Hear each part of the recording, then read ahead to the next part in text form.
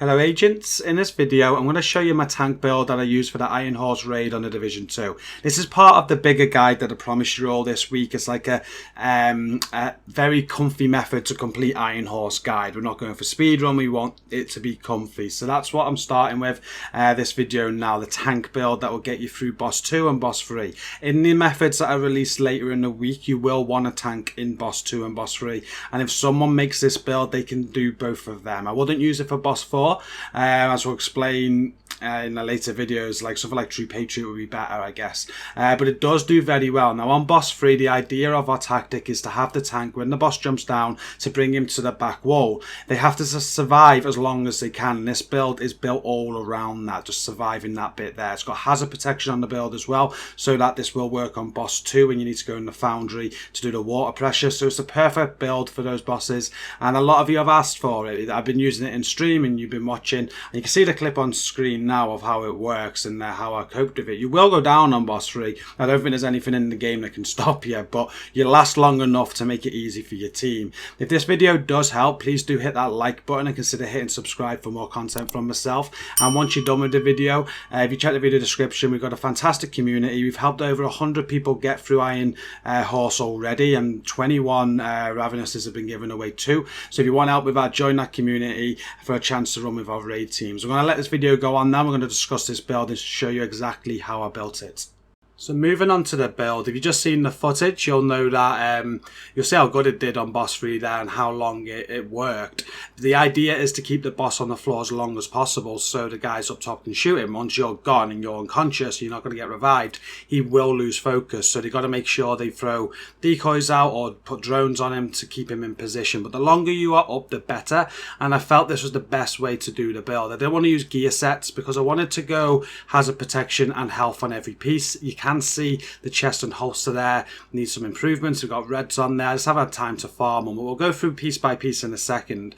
On the build, I chose to use 3 5-1-1 pieces on the knee pads, backpack and mask, 2 Gilligard on the gloves and chest, and then the Yol piece on the holster there. It doesn't matter where they are at all, we'll go through the talents when we get there.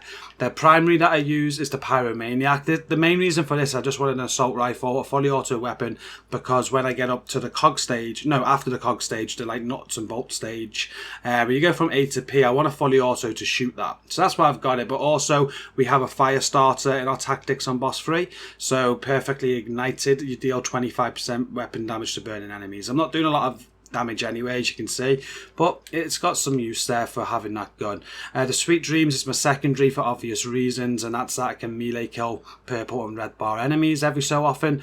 And the sidearm, it comes with a specialization. I'll go into the specialization in a bit to show you other things, but one thing that it comes with the firewall is this shotgun. It's a sidearm and it's got a talent called Primer Rounds, which damaged enemies lose 50% burn resistance for 5 seconds. So if you didn't know, elite enemies on the Division, especially on the harder difficulties, they have resistance to some of your like status effects. So what I'll be doing when I'm standing there with boss 3 and we've got our Eclipse protocol with a fire starter setting him on fire, I'm going to be removing 50% of his burn resistance, which means he's going to take more damage from that.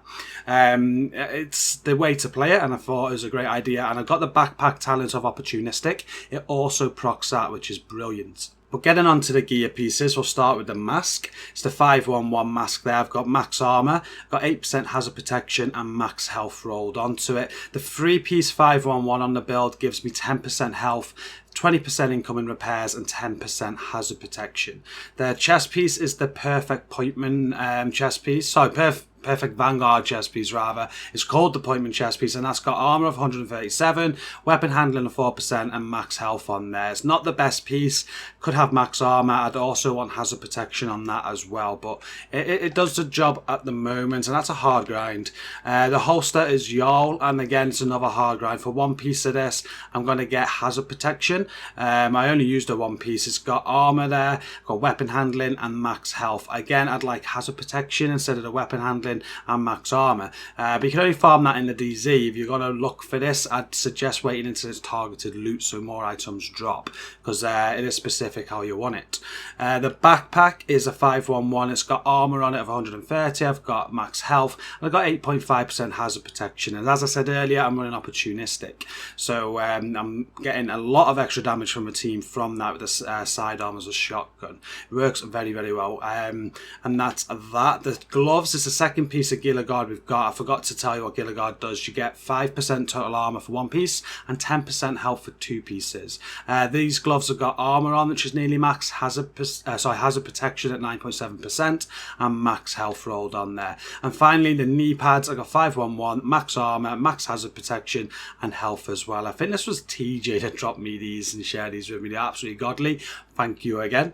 The skills, obviously, you're going to be running with a shield. I run with the one that you use a sidearm with because it's got the most health on it, and we want to use that shotgun anyway, so it just makes sense. The more health, the longer the shield is going to last. I'm not backing it up with anything else on this build, so it will still go down, but you've got a lot of survivability. It does come back quick. The second skill there, I've just got a revive hive. You never know when you need to get a teammate up. It's quicker to use a revive hive than just pressing square, and then you can pick it back up. So I use that, but also when I'm on the boss on boss 3, if I do go down, this will get me back up and he'll continue focusing me while I'm reviving. So this is more time that my team can get damage into him, and once I'm up, I'll hit a med kit and I've got a lot more survivability again, and my shield will be soon back, and I can last a long time, as you've seen in the clip at the start. And that is the build. I want to go into the mods. I'm actually not running any mods on it, and that's the same in that clip. You could make the build a lot better by adding protection from elites in there. So I think I've got a few 12% I need to add to it. So throw free protection from elites mods in and you're good to go with the mods. And it's just a specialization I want to show you now as well, like why we use this. Obviously for the sidearm, which is a shotgun, but also it's the med kit that I mentioned that I take. It's the only specialization that gives you this, or there's anything in the game that like heals your health. So your armor kit recovers 200% armor and 200% health over 10 seconds. That's really good because you've got a lot of health anyway with a health roll on every single piece, but when you take this med kit, you're going to heal that health, and when that boss is on you on boss 3, he's constantly eating away at that health with the poison. So this is a key element to how you survive so long with him. If you can't get this med kit off, I generally take it before I take him to the wall just to give me 10 seconds there, and I'll take it again when I go down and get back up in my revive hive to give me again another 10 seconds. You saw in the clip at the start, once I eventually gone down, the guys were not far from killing him. All they had to do was throw a drone on him, throw a decoy out, and he stayed in that location and it got the job done. So that is the build. I had a lot of people asking me for it, so I got it out there today. I hope you did enjoy it, and again, if you did, hit that like button, consider hitting subscribe, and now that you're done with the video, check out the video description where you'll find a link to a fantastic community. We're helping with Iron Horse at the minute, and we're still helping with Dark Hours, so come and check us out. Until the next video, thank you for watching this one, and peace out.